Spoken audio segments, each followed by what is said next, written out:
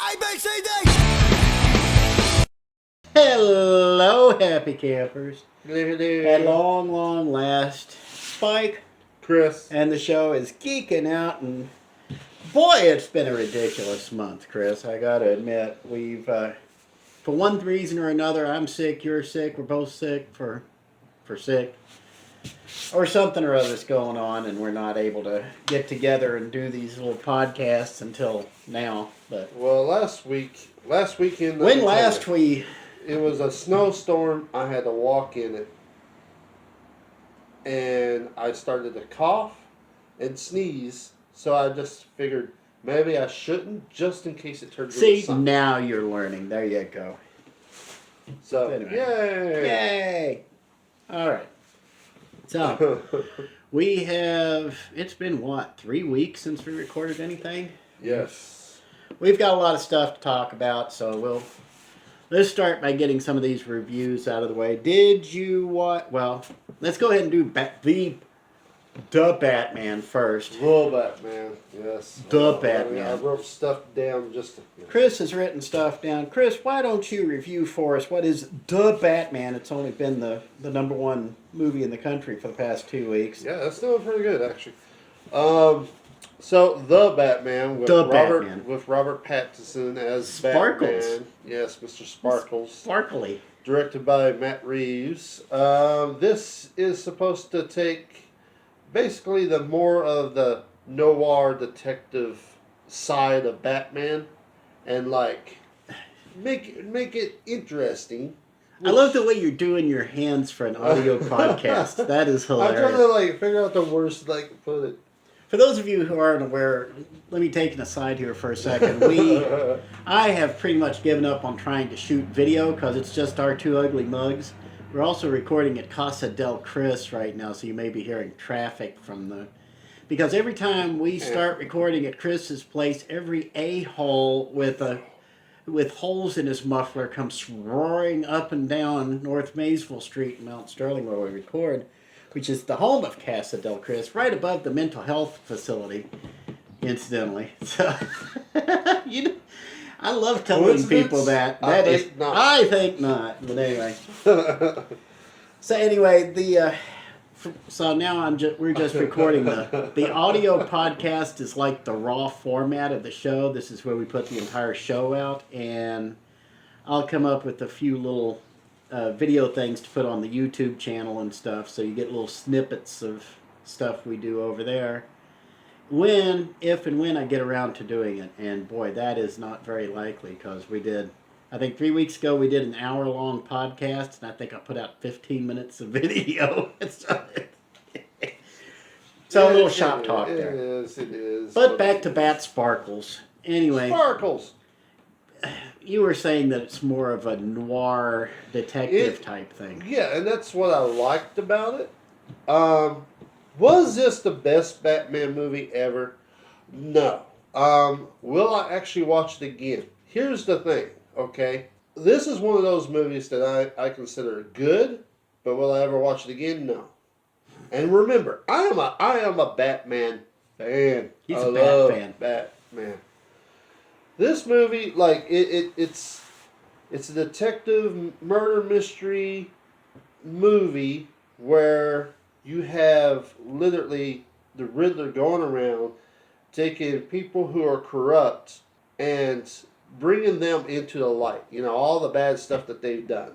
Bringing it all into the light, which also is not exactly the smartest plan that he has, because what's the use of unleashing all of their secrets when he's just literally going to kill them?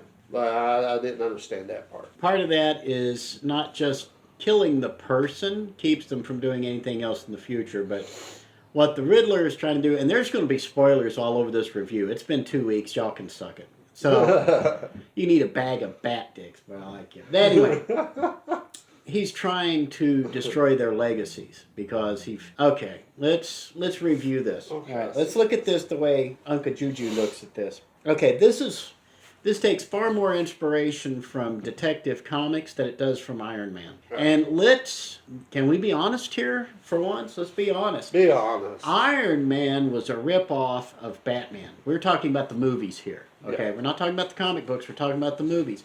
Yeah. The first Iron Man with Robert Downey Jr. I was like, there's a callback. Now I'm dating myself, not like any woman ever would. But anyway,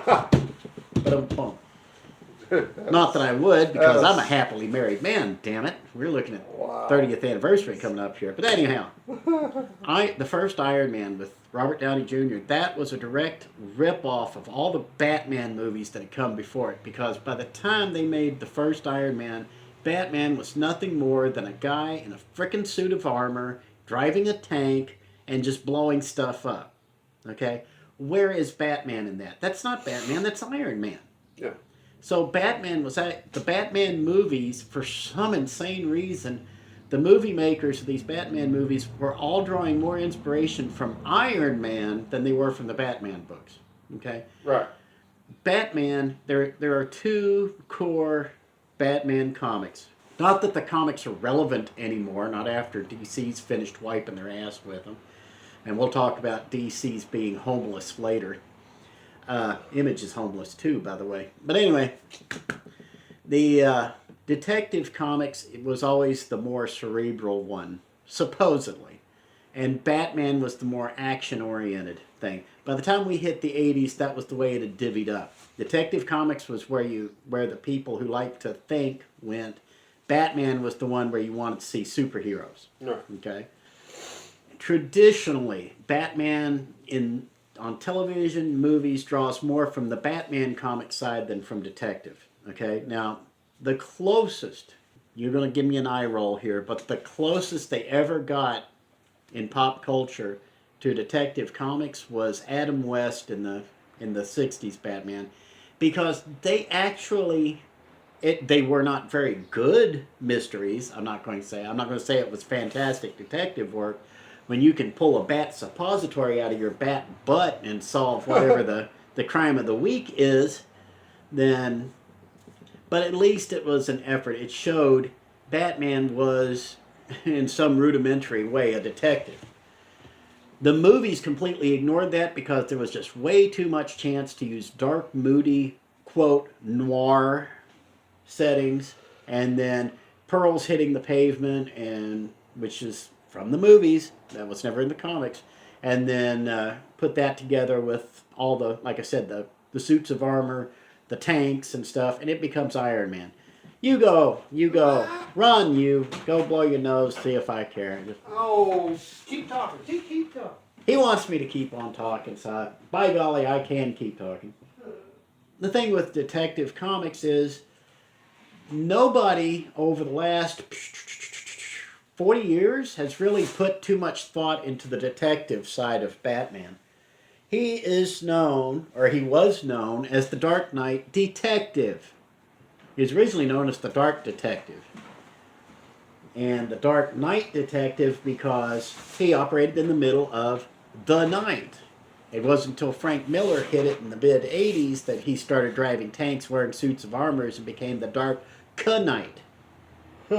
But up until then, he was known as the Dark Knight Detective. No K. Because he operated in the night. He's a bat. That's what bats do. They operate at night.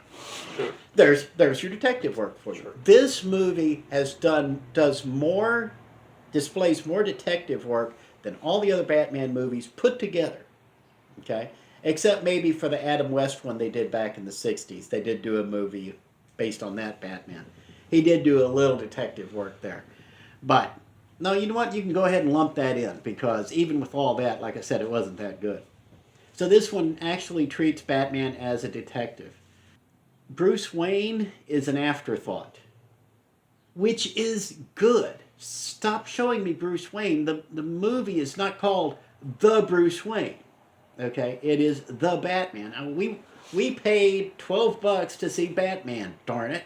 Don't show me emo Bruce Wayne, especially with Robert Pattinson. Okay, Robert Pattinson is extra emo as Bruce Wayne. Yeah, he did a good job as Batman.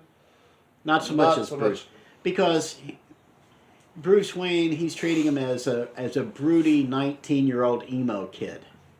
So none of us need that. With lines like, "You're not my father."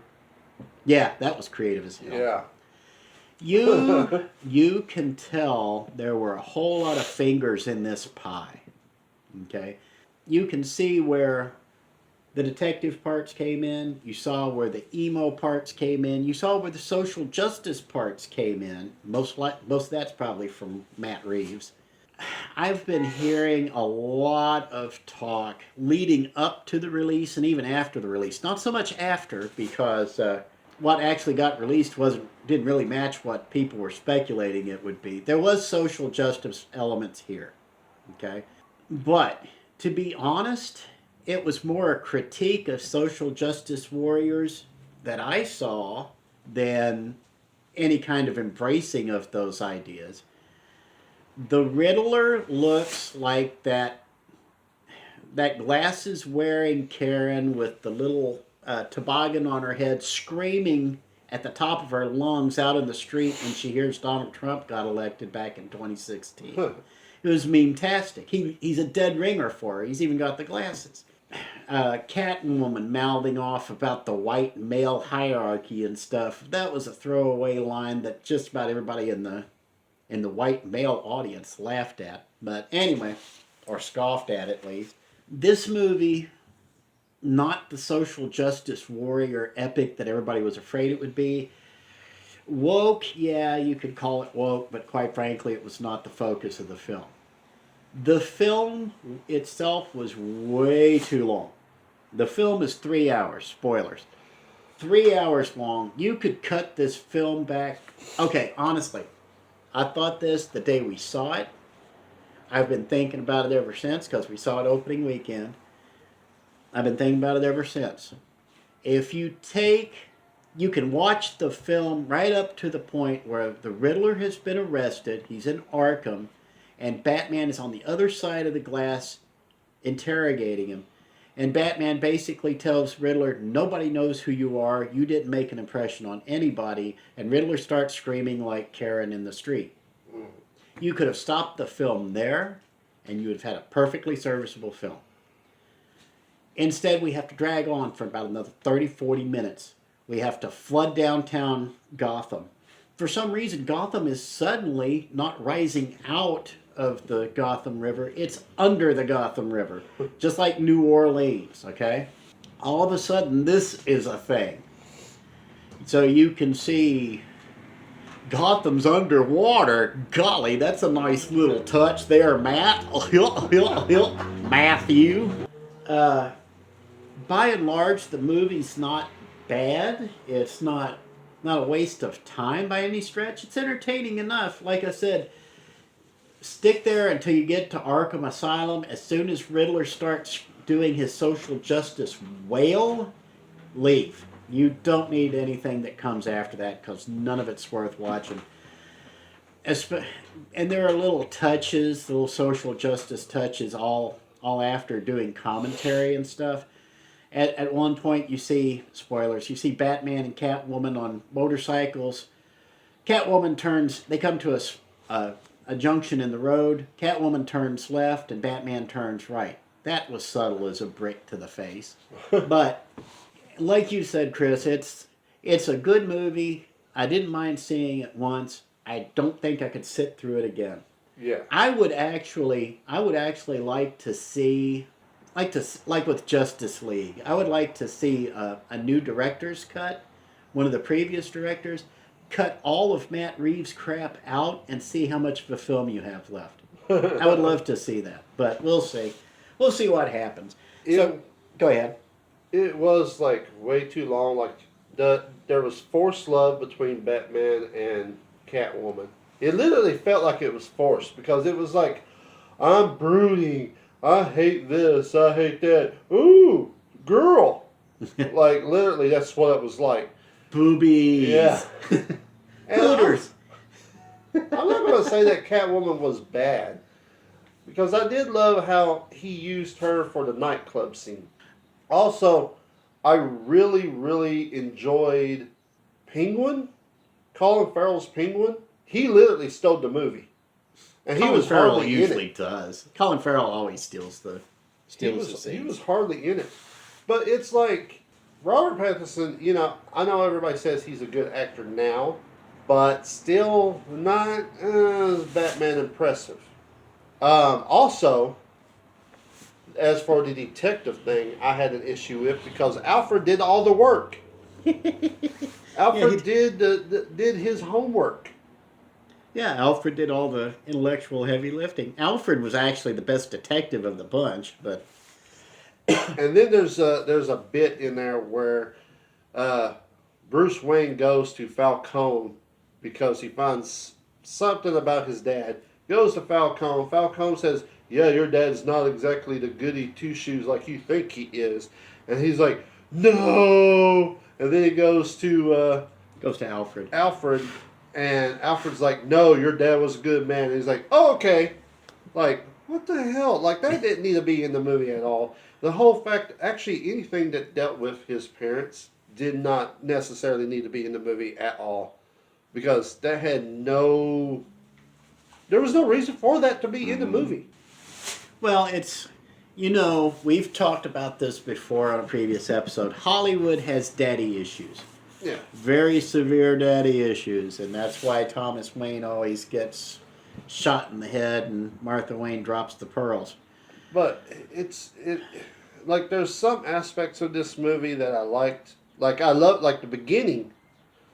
The whole part of him talking about fear, and he uses fear. And there's this whole montage of, like, different bad guys doing different things. And then, like, they look into the darkness. And even though there's nothing in the darkness, they think he's there. And they get freaked out. Like, that whole thing was awesome. Brilliantly well done. I loved it. I really did. I enjoyed that. That's somebody who understands a character and knows how to write for him. And that's a sign of good storytelling. The problem... Okay, I do want to make a quick point about a missed opportunity here. And I talked about this after we saw the film. Okay, Batman has these little contact lenses that have built-in cameras. Yes. Okay, they have wireless built-in cameras. So whatever he's looking at, he can record. Yes. Okay. Winds up putting on Catwoman so that she can go into a nightclub and get evidence for him and stuff, and using her little contact lenses. Okay. A missed opportunity. Okay. In the comic books, Batman's eyes are always white. You don't see the pupils. You don't see the iris. He is white because that is part of the mystique of the Batman. Nobody knows who he is. He's this spooky, mythical figure of the night. Why couldn't you make the contact lenses opaque? Make them opaque and white so you can still see through them because it's a one-way thing. Just like Spider-Man's lenses, it's basically a one-way glass so you can see out and it doesn't interfere with anything. But now suddenly Batman looks like friggin' Batman. Okay, you're not seeing the eyes. And if you actually pay attention to the eyes through the movie like I did, because it distracted the heck out of me once I saw those little contact lenses, I was like, darn it, that was a missed opportunity. But you can tell every single one of these, you can tell Batman goes through about a gallon of Visine about an hour because his eyes are like oxidol white. They're whiter than white. So that way his dark eyes stand out and stuff more. But if you had just used opaque contact lenses, then you could have had Batman without the pupils, and suddenly he seems a lot more mysterious and stuff, which would have been a fantastic effect for the movie, and I think would have gone over really well with audiences. But what do I know? I definitely hear what you're saying on that one. If you can't over all these idiots without the mufflers, I know. It's like, it's just funny how, like, okay, we could probably do this because, you know, there's no traffic. But then I was like, oh yeah, it's 12 o'clock, which means people are out of church and going to get food and so yeah. But anyway, something else that really did bother me. Well, actually, there's two things that bother me. The dialogue.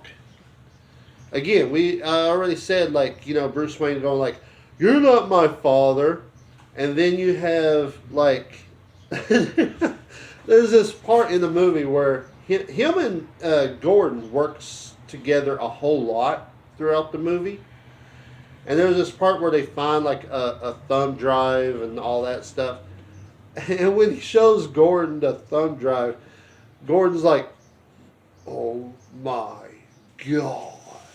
And it's like, what the heck? Like, and then there's this other scene where, like, Batman is in, like, the police station, and Gordon just walks up to him and goes like, "Gotta get you out of here." Like, what the f*** is going on here?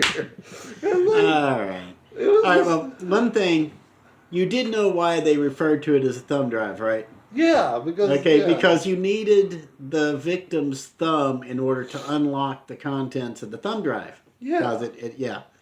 That was a nice little touch. I like that. It's just his reaction to it, like, "Oh my God." His "oh my God" reaction to it was because they couldn't figure out how to actually get onto the files in the USB. It wasn't until Batman pointed out it was a thumb drive and pulled the victim's thumb out which was cut off, by the way, so that you'd have easy access to it. But anyway, so the dialogue can be a little hokey sometimes. Also, something else that bothered me was, I know Gotham's supposed to be like this hell, basically, but there's trash everywhere.